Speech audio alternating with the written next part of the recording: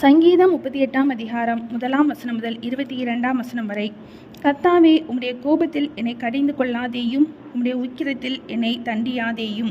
உம்முடைய அம்புகள் எனக்குள்ளே தைத்திருக்கிறது, உமது கை என்னை இருத்துகிறது.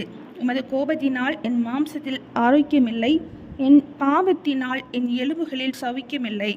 என் அக்கிரமங்கள் என் தலைக்கு மேலாக பெருகிற்று, அவைகள் பாரஸ்மையைப் போல என்னால் தாங்கக்கூடாத பாரமாயிற்று. என் மதிகேட்டின் நிமித்தம் என் புண்கள் அழுகி நாற்றமெடுத்தது. நான் வேதனைப்பட்டு ஒடுங்கினேன், நாள் முழுவதும் துக்கப்பட்டு திரிகிறேன். என் குடல்கள் எரிபந்தமாய் எரிகிறது, என் மாம்சத்தில் ஆரோக்கியம் இல்லை. நான் பலனற்று போய் மிகவும் நொறுக்கப்பட்டேன், என் இருதயத்தின் கொந்தளிப்பினால் கதறுகிறேன். ஆண்டவரே, என் ஏங்கலெல்லாம் உமக்கு முன்பாக இருக்கிறது.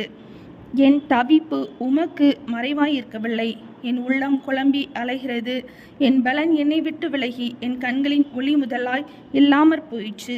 என் சிநேகிதரும் என் தோழரும் என் வாதையை கண்டு விலகுகிறார்கள், என் இனத்தாரும் தூரத்திலே நிற்கிறார்கள்.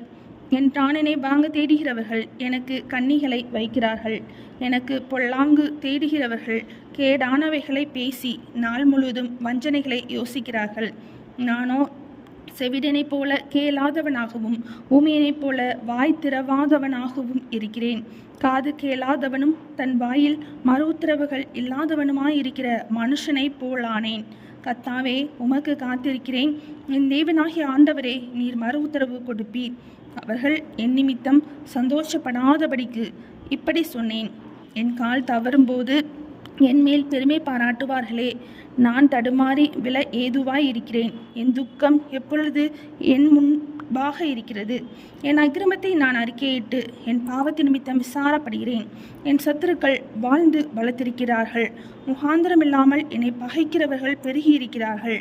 நான் நன்மையை பின்பற்றுகிறபடியால் நன்மைக்கு தீமை செய்கிறவர்கள் என்னை விரோதிக்கிறார்கள். கர்த்தாவே, என்னை கைவிடாதேயும், என் தேவனே, எனக்கு தூரமாய் இராதேயும். என் ரட்சிப்பாகிய ஆண்டவரே, எனக்கு சகாயம் செய்ய தீவிரியும். சங்கீதம் 38 அதிகாரம் முடிந்தது.